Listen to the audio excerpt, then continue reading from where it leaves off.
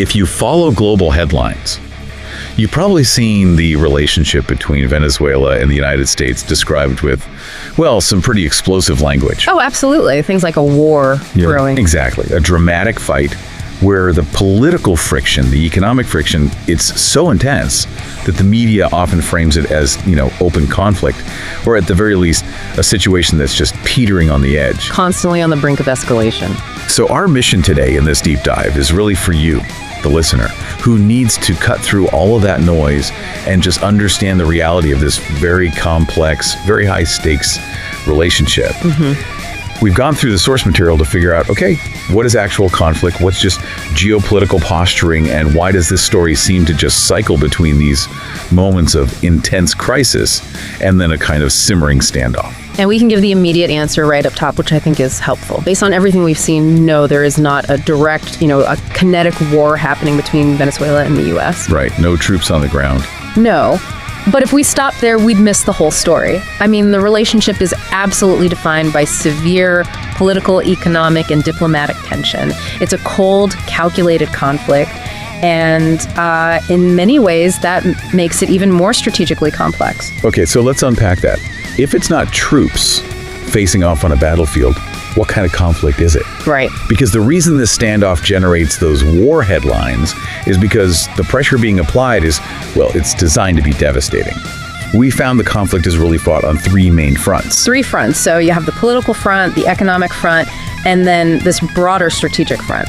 We really need to define the battlefield properly because it's so layered. It's a standoff that goes, far beyond simple disagreements. It really does. It involves international institutions, global finance, strategic military signaling. It fits much more into what you might call Cold War-like confrontation. A Cold War-like confrontation. Okay. Let's start at the absolute root of the problem then, the political foundation. The politic. Yeah, the source material really emphasizes that the primary hurdle, the reason this whole relationship is so toxic, is this fundamental dispute over who has legitimacy, who's in charge. Exactly. The United States has consistently refused to recognize the government of Nicolas Maduro as the legitimate ruling power in Venezuela. And that lack of recognition is the crack in the foundation that allows everything else, all the other pressure points, to exist. It's not just a polite diplomatic disagreement. It's a deep, almost existential schism. For years, the U.S. took the really extraordinary step of recognizing the opposition leader, Juan Guaido, as the interim president. And that was a critical move. Right. A huge move. We should probably pause there for a second just to underline how significant that is. Because by recognizing Guaido, Washington basically created two parallel governments in the eyes of the world. That's a perfect way to put it. You have one, Maduro's, that controls the actual territory and the military. And then you have the other, Guaido's for a time, that had the official blessing of a major world power. I mean, that is a massive political statement. It is. And that political statement, it translates into tangible power. When the U.S. and other Western nations recognized Guaido, it wasn't just symbolic support. They were trying to give him control over Venezuela's foreign assets, their state entities abroad. Like the big one was the U.S.-based oil refiner Citgo. So that act solidifies the whole idea that the current regime just has no international legitimacy, at least in Washington's eyes. And that's the key. That's the mechanism that unlocks the next phase of the conflict. Which brings up a really important question. If major world powers are disputing who even runs a country, how does that political pressure actually translate into something that changes behavior or, starves a regime? Well, it translates directly into the economic sphere. The economy. Yeah, if the political foundation is that dispute over legitimacy, then the economy is where that toxicity really hits the streets. The sources are absolutely clear on this. They call it an economic war. An economic war. This is where the conflict becomes extremely painful and immediate for the Venezuelan population, and also politically damaging for Caracas.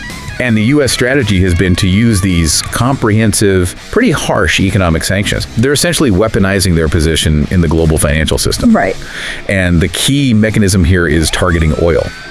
Venezuela has the world's largest proven oil reserves, so historically, almost all of its revenue came from crude exports. So you cut that off, and it's like turning off the national life support.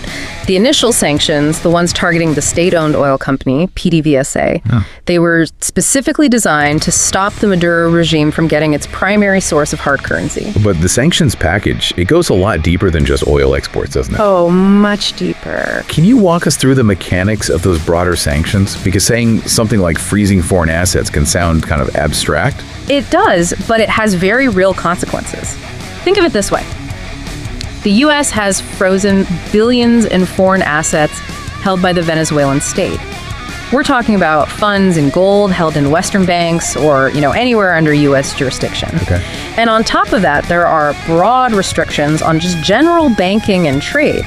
So what that means is, even if a non-U.S. company wants to do business with Venezuela, they risk getting penalized by the U.S. financial system. Which basically limits Venezuela's ability to import, everything from industrial equipment to basic consumer goods. Exactly. So the goal is explicitly to starve the regime of funds and force a political change by creating economic pain. That's the strategy. But we also have to look at the consequences, right, at least as they're claimed by Caracas. Absolutely. The sources report that the Venezuelan government's position is that these measures, which they call unilateral coercive measures, are directly responsible for collapsing the national economy. And for causing those severe, widespread shortages of essential goods, food, medicine, critical infrastructure parts. Right.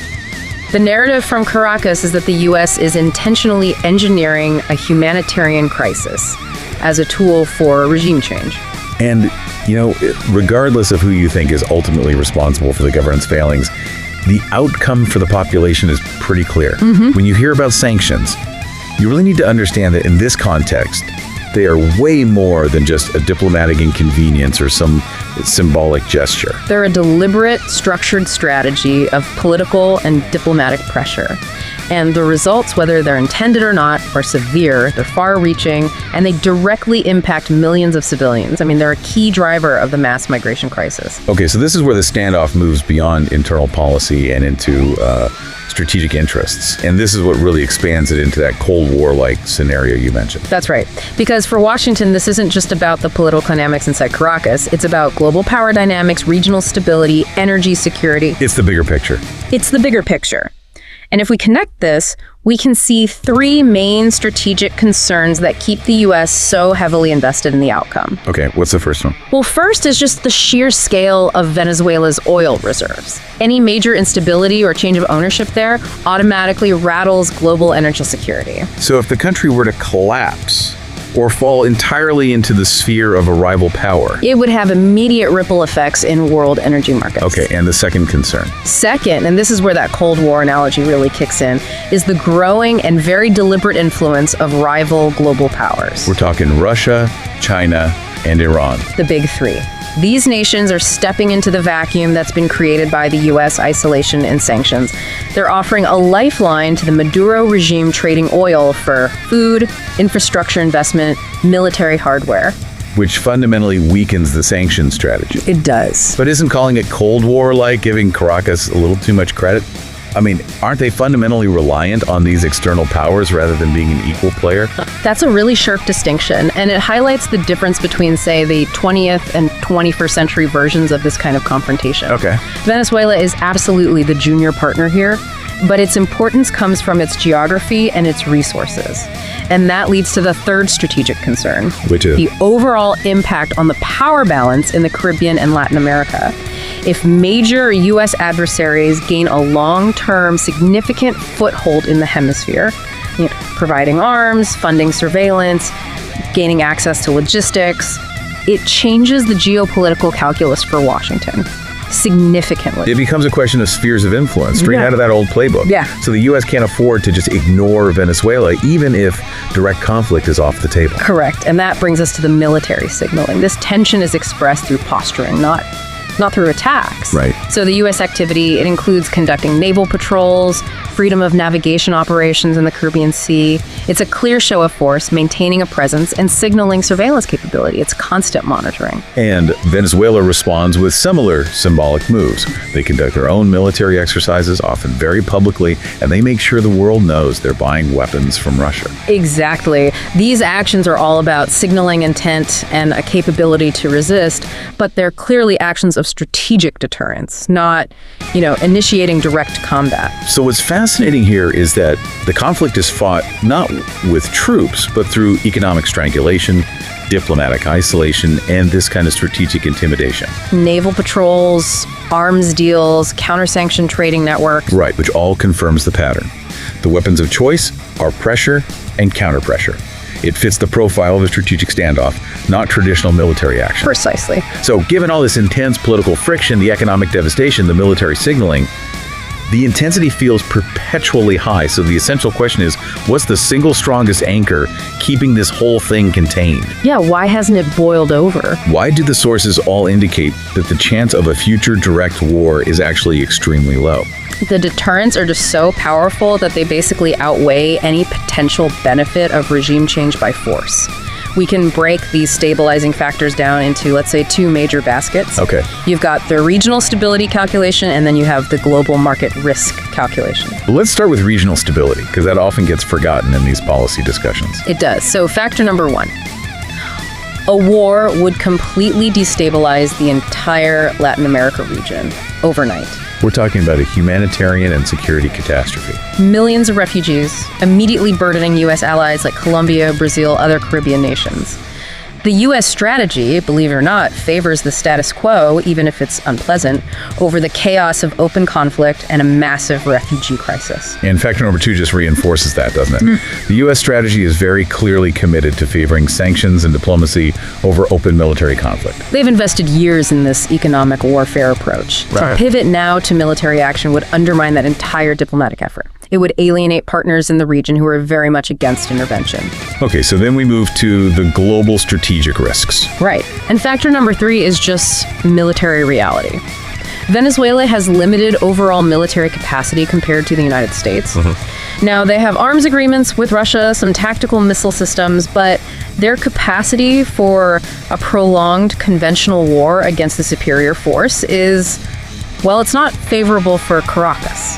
So U.S. war planners would see it as a relatively straightforward engagement. But the consequences of that straightforward engagement are just too high on a global scale. And that leads to the final and maybe the most globally relevant factor. Yeah. A war in Venezuela would just severely and negatively affect the global oil market. Oh, absolutely. The fear isn't just that Venezuelan oil would go offline. It's that the instability of a military conflict right next to major shipping lanes and strategic reserves would spook the global markets. You'd risk immediate massive spikes in oil prices worldwide. And no major power, especially one that relies on stable global commerce, wants to pull that lever. So, based on all the information we've reviewed, the conclusion seems pretty clear. While the headline tension is high, it is primarily a political and economic conflict. Best characterized as a Cold War-like confrontation fought through non-military means. And the likelihood of it escalating to direct war remains very low because of those four powerful deterrents. Regional collapse, the strategic preference for sanctions, Venezuela's limited capacity, and the risk to global oil markets. So we've established the lack of direct military conflict, but we've also mapped the sophisticated political, economic, and strategic pressures that define this relationship for you. Yeah, you should now have a comprehensive understanding of why this standoff continues to dominate geopolitical discussions, even without tanks rolling across the border. And here's a final provocative thought for you to mull over. If strict sanctions and diplomatic isolation are the primary weapons the U.S. is using to try and force regime change, how does the growing and very strategic influence of non-Western powers, specifically Russia, China, and Iran, how does that effectively neutralize or sustain a sanctioned regime like Venezuela over the long term? That is the question. If the sanctioned government can simply pivot east for weapons, for capital, for infrastructure, the leverage of U.S. sanctions just diminishes significantly. So the ultimate question is, What does that counter-influence mean for the future effectiveness of U.S. diplomatic and strategic power in the entire Western Hemisphere? That's the question that's going to define the next decade of this rivalry. So the next time this story hits the international headlines, you won't just hear the noise. You'll know exactly which of those 4 economic or strategic levers is being pulled. Thanks for diving in with us.